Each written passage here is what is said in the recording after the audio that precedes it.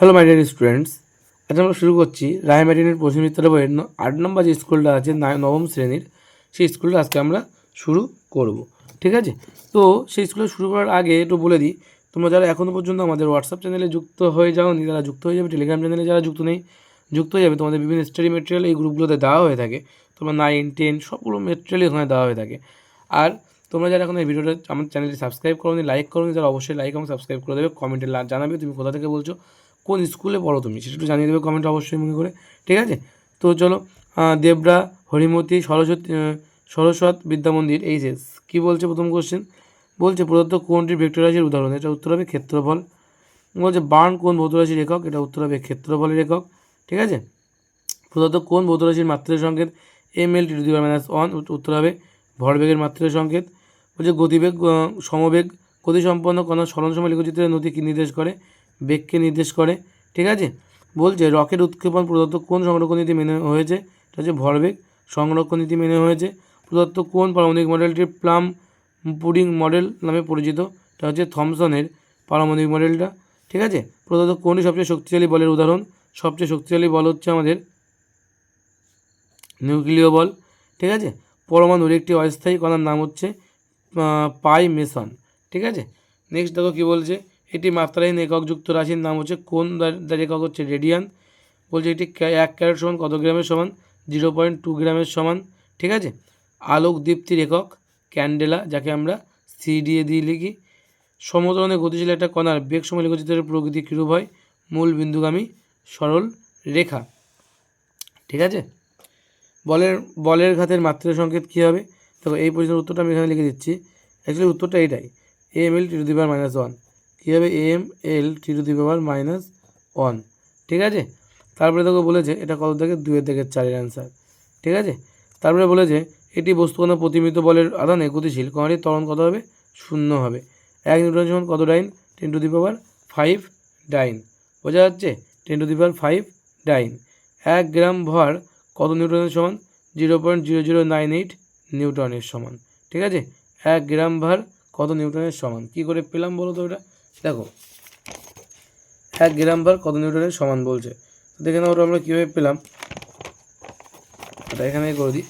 1 গ্রাম ভার বলেছে, তাই না, তাহলে 1 গ্রাম ভার, 1 গ্রাম ভারের জন্য 1 গ্রাম ইন্টু তোমার হচ্ছে নিউটনে চাইছে 980 গুণ হয়ে যাবে অভিকর্ষ ত্বরণের জি। 1 গ্রাম ভার, সেখান থেকে আমাদের কী করতে হবে, এটাকে কী করতে হবে, দেখো 1 গ্রামটাকে যদি কেজি করি, তাহলে 1/1000 কেজি হবে, তাহলে 1/1000 কেজি, তাই তো। আর জি এর মান কত, 9.8। তাই যদি হয় দশমিক তুলে তলায় আবারটা 10 হবে, তাহলে 1 2 3 4টে শূন্য, তাহলে 9.8-এর আগে 4টে শূন্য হবে, তাহলে 009.009.98, তাই তো হওয়া উচিত, তাই না, আগে লিখলাম এটা। তাই যদি হয় তাহলে দেখো দশমিক কোথায় হবে, 4টের আগে দশমিক যাবে, ভুল বললাম, 1 2 3 4, মানে এটাকে ভাগ করলে আমাদের 0.0098, অর্থাৎ 1 2 3 4, 4টের আগে দশমিক যাবে, এটা কিন্তু আমাদের অ্যান্সার হবে। তো এটাই কিন্তু আমাদের অ্যান্সার এখানে আছে। এত নিউটন কী করে পেলাম বলো তো, এটা আমরা পেলাম কী করে বলে দিই। দেখো আমাদের ছিল হচ্ছে গ্রামটাকে কেজি করতে হবে, আর ভার বলার জন্য আমাদের এটা জি গুণ করতে হবে, এখানে জি মানে অভিকর্ষ ত্বরণ, সেটা গুণ, আর নিউটন যেহেতু বলেছে তাই আমাদের সব একই এককে নিয়ে আসতে হবে। তাহলে এটা হবে 9.8, এটা হবে 1/1000 কেজি। ঠিক আছে, তো বলছে কোন বিজ্ঞানী 1896 সালে তেজস্ক্রিয়তা আবিষ্কার করেছিলেন, হেনরি বেকারেল। 1897 সালের কোন বিজ্ঞানী মৌলিক কণা ইলেকট্রন আবিষ্কার করেছিলেন, জে থমসন।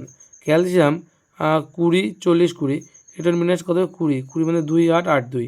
ঠিক আছে, বলেছে 1 মিটারের সংজ্ঞা দাও, 1 অ্যাংস্ট্রম সমান কত মিটারের সমান। 1 মিটারের সংজ্ঞা দিতে বলছে, দেখে নাও 1 মিটারের সংজ্ঞা কী দেবে, এই যে দেখে নাও উত্তরটা কী হবে। 1 মিটার সংজ্ঞা বলছে প্রমাণ মিটার বা 1 মিটার, এই পর্যন্ত বলতে হবে, কোথার থেকে, এই যে এখান থেকে এই পর্যন্ত বলতে হবে। ঠিক আছে, তারপরে দেখো বলেছে যে 1 অ্যাংস্ট্রম সমান কত মিটার, 1 অ্যাংস্ট্রম সমান আমরা জানি 10⁻⁻10 মিটার। ঠিক আছে, 1 অ্যাংস্ট্রম সমান 10⁻10 মিটার। তারপরে কি বলেছে, যে স্কেলার এবং ভেক্টর রাশির ন্যূনতম দুটি পার্থক্য লেখো। স্কেলার এবং ভেক্টরের মধ্যে দুটো পার্থক্য যদি জানতে চাই তোমরা এটা লিখে দিও, স্কেলার এবং ভেক্টর এখান থেকে যে কোনো দুটো তোমরা লিখে দিও, যে কোনো দুটো তোমরা লিখে দিও, ঠিক আছে। তারপরে বলেছে সমমাত্রা নীতি বলতে কী বোঝো।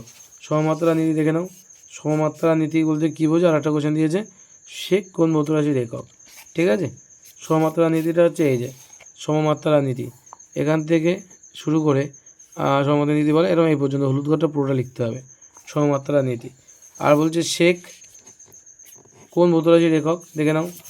সেক হচ্ছে এই যে সেক হলো সময়ের ক্ষুদ্রতম একক, 1 সেক মানে 10⁻8 সেকেন্ড, ঠিক আছে। নেক্সট কোশ্চেন কী বলছে, বেগ সময় লেখচিত্র দেখে ইজিক্যাল ইউটি প্লাস হাফ এটি স্কোয়ার সমীকরণে প্রতিষ্ঠা করুন। লেখচিত্র থেকে প্রমাণ করতে বলেছে মানে এইটা, ঠিক আছে। এই প্রমাণটা কিন্তু করতে বলেছে, আমি আগেই বলেছিলাম এটা কিন্তু মারাত্মক গুরুত্বপূর্ণ একটা প্রশ্ন, ঠিক আছে। তারপরে নেক্সট কোশ্চেন কী বলছে, নেক্সট কোশ্চেন বলছে গাণিতিকভাবে V square is equal U square minus 2s, এটা প্রমাণ করতে হবে গাণিতিকভাবে। এটা প্রতিষ্ঠা, এই প্রমাণটা কই, এই যে এই প্রমাণটা কিন্তু এখানে আছে, এটা কিন্তু প্রমাণ করতে বলছে, ঠিক আছে। এই প্রমাণটা কিন্তু তোমাদের এখানে পুরোটা কিন্তু করতে হবে এই পর্যন্ত, ওকে। নেক্সট কোশ্চেন দেখো কী বলছে যে বলের সংযোজনের সামুদ্রিক সূত্রটি লেখো। বলের সংযোজনের সামুদ্রিক সূত্রটি লেখো, তোমরা পেয়ে যাবে 32 পাতায়। এই যে সামুদ্রিকের সূত্র এখান থেকে শুরু করে এই পর্যন্ত সবটা কিন্তু তোমাদের লিখতে হবে, ঠিক আছে। তারপরে দেখো বলেছে রোলারকে ঠেলা অপেক্ষা টানা সহজ কেন, এই যে এই ব্যাখ্যাটা কিন্তু পুরোটা লিখতে হবে, রোলার ঠেলা এবং টানা এই পর্যন্ত। এই কোশ্চেনগুলো আগেও অনেকবার বলে দিয়েছি, ঠিক আছে। এখান থেকে শুরু করে এই পর্যন্ত সবটা কিন্তু তোমাদের লিখতে হবে, ওকে। তারপরে দেখো বলেছে নিউটনের সংজ্ঞা দাও। নিউটনের সংজ্ঞা দাও আর প্রশ্নিত বলে উদাহরণ দাও, ঠিক আছে। এটা তোমরা পেয়ে যাবে 39 পাতা, এই বইটি 39 পাতায় তোমরা পেয়ে যাবে। আর 25 পাতায় পেয়ে যাবে তোমার নিউটনের সংজ্ঞাটা। নিউটনের সংজ্ঞাটা দেখে নাও, এই যে বলছে 1 কেজি ভরের বস্তুর উপর যে পরিমাণ বল প্রয়োগ করলে 1 মিটার পার সেকেন্ড স্কোয়ার ত্বরণ সৃষ্টি হয় তাকে বলা হচ্ছে 1 নিউটন, ঠিক আছে। আরেকটা প্রশ্ন কী বলেছে, আরেকটা প্রশ্ন বলেছে একটি স্পর্শজনিত বলের উদাহরণ দাও। এই যে সব সংযোগ বল, লম্ব প্রতিক্রিয়া বল, ঘর্ষণ, টান, ধাক্কা ইত্যাদি, ঠিক আছে। উদাহরণগুলো এমনি পরীক্ষায় আসে। তারপরে তোকে বলেছে পরমাণুর আয়নন শক্তি বলতে কী বোঝো। পরমাণুর আয়নন শক্তি বলতে কী বোঝো আর দুটো আয়নন পদ্ধতির নাম বলো। তো আয়নন শক্তি কাকে বলা হয়, এই যে এখান থেকে শুরু করে সবটা তোমাদের লিখতে হবে আয়নন শক্তি। আর দুই প্রকার আয়নন পদ্ধতি, একটা তাপীয় আয়নন আর একটা হচ্ছে উদ্দীপক রশ্মির প্রভাবে আয়নন, ঠিক আছে। তারপরে দেখো বলেছে সমস্থানিক কী, কার্বনেটের তেজস্ক্রিয় সমস্থানিকের নাম বলো। তোমরা পেয়ে যাবে 73 পাতায়।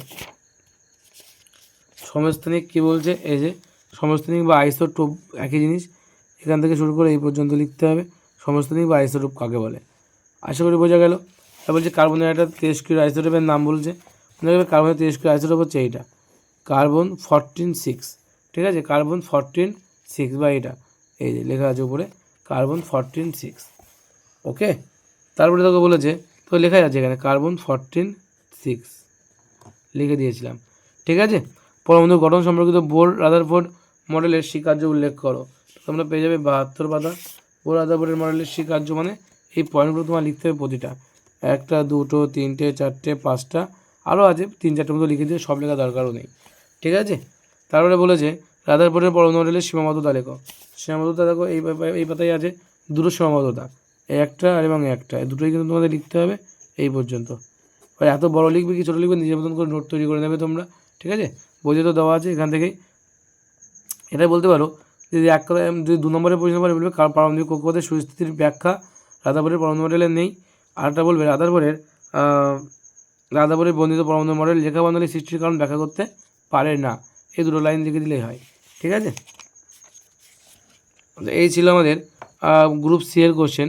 গ্রুপ ডি এর থেকে তোমরা যেন সব কিছু বলে দেবো না, শুধু 1-2 কোশ্চেন বলে দেই। বলি অতি সুবিধিত তদন্ত সুস্থিত না হওয়ার কারণ কি। এই কোশ্চেনটা একটু ইম্পর্টেন্ট, আমি খুব একটা পাইনি কিন্তু কোশ্চেনটা এখানে পেলাম যখন কোশ্চেনটা বলে দিই। এর উত্তর কিন্তু এটা হবে যে অতি সুবিধি তুলনান্তর সুস্থিত না হওয়ার কারণ কি। অনেকগুলো কারণ এখানে দেওয়া আছে, সেটা কিন্তু তোমাদের সবটা দেখবে এটা, ঠিক আছে। পরের পাতায় দেখবা আছে, এটা কোন বইতে আছে, এটা হচ্ছে তোমার ভট্টাচার্য ব্রাদার্স বইতে তোমরা পেয়ে যাবে। তারপর বলছে একটি নক্ষত্র পৃথিবী থেকে 15 আলোকবর্ষ দূরে আছে। বলছে দূরত্বকে এসআই এককে প্রকাশ করলে কে প্রকাশ করবে, দেখে নাও। দূরত্ব যদি এসআই এককে প্রকাশ করি তাহলে 15 গুণ 1 আলোকবর্ষের মান যা তত মিটার হবে, তাই গুণ করে দিয়েছি। আশা করি বুঝতে পারলে। সুতরাং তোমার লাগবে 1 আলোক বর্ষ সমান কত মিটার, তো তোমার লাগবে। তারপরে বলেছে একটা মাপনী চোঙে 30 ঘন সেমি, দেখে নাও একটা অঙ্ক বলছে একটা মাপনী চোঙে 30 ঘন সেমি জল আছে, এটি কর্ক এবং পেরেককে একসাথে বেঁধে এর মধ্যে ডোবালে পার্ট 40 হচ্ছে। ভালো করে বুঝবে, শুধু জল ছিল 30, পেরেক এবং কর্ক একসঙ্গে ডোবালে হচ্ছে 40। তাহলে পেরেক এবং কর্কের আয়তন তাহলে কত হচ্ছে, 40 থেকে 30 বাদ দিলে 10 হবে, তাই তো। আচ্ছা, এবার বলে শুধু যদি পেরেক ডোবায় তাহলে 33 হওয়া উচিত। তাহলে শুধু জল ছিল 30, শুধু পেরেক ডোবালে হচ্ছে 33, তার মানে 3 আয়তন, পেরেকের আয়তন তাহলে কত হচ্ছে, 3 হচ্ছে। পেরেকের আয়তন যদি 3 আর কর্ক আর পেরেক মিলে কত হচ্ছিল, 10, তাহলে বাদবাকি কর্কের আয়তন কত হবে না 7 হবে। দেখলাম অঙ্কটা, শুরুতে জল ছিল কত 30, কর্ক প্লাস পেরেক প্লাস এটা পেরেক ডোবালে পাট কত 40, শুধু পেরেক ডোবালে পাট কত 33, ঠিক আছে। তাহলে কর্ক আর পেরেকের আয়তন কত হবে, তাহলে 40 থেকে 30 বাদ দিলে 10 ঘন সেমি, শুধু পেরেকের আয়তন কত হবে 33 থেকে 30 বাদ দিলে 3 ঘন সেমি। তাহলে শুধু কর্কের আয়তন তাহলে কত হবে, 10 থেকে আমার এই 10 থেকে যদি 3 বাদ দিই তাহলে শুধু পড়ে থাকবে কি, শুধু কর্ক পড়ে থাকবে, তো তাহলে কর্কের আয়তন 7 ঘন সেমি। তাহলে কর্কের ভর তো পজিশন বলতে হবে 3.5, তাহলে গ্রাম। তাহলে কর্কের ঘনত্ব কত হবে, তাহলে ভর বাই আয়তন, তাই তো, মানে 3.5, আর তলায় কত হবে, উপরে হচ্ছে 3.5, তলায় 7, 3.5 দ্বিগুণ করলে কিন্তু কী হয়, 3.5 দ্বিগুণ করলে তখন হচ্ছে 7 হয়, বা 3.5/7, দশমিক তুলে দাও, শূন্য দাও, 70, 35 দুগুণ 70, ঠিক আছে। কত হচ্ছে তাহলে ঘনত্ব 1/2, কত হচ্ছে 1/2, বোঝা গেল। ঘনত্ব তাহলে কত হবে 0.5, উত্তর কত হবে 0.5, ঠিক আছে। তো ঘনত্ব কত হবে 0.5 গ্রাম পার সেন্টিমিটার কিউব, ঠিক আছে। তারপরে দেখো কোশ্চেনটা কী বলেছে, স্থির অবস্থা থেকে যাত্রা শুরু করে গতিশীল একটা কণা 10 সেকেন্ড পরে কী করছে, সে 10 সেকেন্ড পরে 150 মিটার পথ অতিক্রম করলো, কণাটির ত্বরণ কত হবে, 8 সেকেন্ড পর কণাটির বেগ কত হবে। তো দেখো স্থির অবস্থা থেকে বলেছে, তাই ইউ এর মান কত 0, প্রশ্ন বলেছে দেখো স্থিতি অবস্থা, ঠিক আছে। তো যাত্রা শুরু করে গতিশীল একটা 10 সেকেন্ড পরে, টিয়ানের মান 10 সেকেন্ড বলেছে এবং সরণ বলেছে 150 মিটার। তো ত্বরণের মান বের করতে গেলে আমরা জানি S equal to U T on plus of এটি স্কোয়ার। তো মান বসাচ্ছে, এস এর মান 150, ইউ এর মান 0, টি এর মান 10, হাফ, এর মান জানি না, টি এর মান 10, 10 স্কোয়ার, 10কে কত 100, 2 দিয়ে কাটাকাটি করলে 50 গুণ 100, আর এর 10 জিরোর সঙ্গে 10 গুণ করলে 0 হয়ে যাবে। 150 সমান সমান কত হচ্ছে 50, এর মান বের করতে গেলে 150 দিয়ে ভাগ, শুধু শূন্য কেটে যাবে, 3/15, এর মান হচ্ছে 3 মিটার পার সেকেন্ড। বোঝা গেল, ত্বরণের মান তাহলে কত হচ্ছে 3 মিটার পার সেকেন্ড। এখন বলছে 8 সেকেন্ডের পর কণাটির বেগ কত হবে। তাহলে আমরা জানি টি টু এর মান কত বলেছে, 8 সেকেন্ড বলেছে, তাহলে V equal to U plus at, basically T two, U মানে 0, এ মানে 3, আর টি মানে 8, 3 × 8 = 24 মিটার পার সেকেন্ড হচ্ছে ভি এর মান, ঠিক আছে। ভি এর মান তাহলে কত হচ্ছে, এর মান কত হচ্ছে 3 মিটার পার সেকেন্ড স্কোয়ার, ঠিক আছে। আর 8 সেকেন্ড পর কণাটির বেগ কত হবে, কণাটির বেগ হবে 24 মিটার পার সেকেন্ড, ওকে। এই ছিল আমাদের টোটাল। আচ্ছা, আরেকটা প্রশ্ন দিয়েছে, এটা প্রথমত 3টি কক্ষ রয়েছে, সবচেয়ে বাইরের কক্ষে 2টি ইলেকট্রন আছে, তাহলে প্রথম কক্ষপথে 2টি, তারপরে 8টি, আর বাইরের কক্ষে যদি 2টি হয় তাহলে 8 × 2 = 10 × 2 12 হবে, তাহলে পারমাণবিক সংখ্যা কত হবে 12 হবে। মৌলটির নাম কি, মৌলটির নাম হচ্ছে ম্যাগনেসিয়াম, 12 তো ম্যাগনেসিয়ামেরই হয়, ঠিক আছে, মৌলটির নাম হচ্ছে ম্যাগনেসিয়াম। আচ্ছা, তারপরে দেখে নাও, এখান থেকে মোটামুটি আমাদের 8 নম্বর স্কুলের মনে আর কোনো কোশ্চেন নেই, এটাই এবার 8 নম্বর স্কুলের লাস্ট কোশ্চেন হয়ে গেল। দেখো আমি শুধুমাত্র গ্রুপ ডি থেকে সেই কোশ্চেনগুলো বলেছি যেগুলো ম্যাথামেটিক্যাল টাইপের কোশ্চেন, সেগুলো থিওরি কোশ্চেন বলছি না। তারপরেও যদি তোমাদের গ্রুপ ডি থেকে কোনো কোশ্চেন সমস্যা হয় কমেন্টে জানাও, আমি সেই পর্যন্ত উত্তরের পেজ নাম্বারটা এবং উত্তরটা তোমাদের পোস্ট করে দেবো ওখানে, ঠিক আছে। তো চলো, এই ছিল আমাদের 8 নম্বর স্কুলের সলিউশন। এবার আমরা দেখবো 9 নম্বর এবং 10 নম্বর স্কুলটা দেখে দেবো, ঠিক আছে, দেখে নাও। তো এখন যারা সাবস্ক্রাইব করে দেবে, সাবস্ক্রাইব করে দেবে, লাইক করে দেবে, কমেন্ট করে দেবে, শেয়ার করে দেবে এবং বন্ধুদের জানাবে, ঠিক আছে। তো এটা ছিল আমাদের 8 নম্বর স্কুল, আমরা নেক্সট দিন দেখবো 9 নম্বর স্কুলটা। চলো, ধন্যবাদ।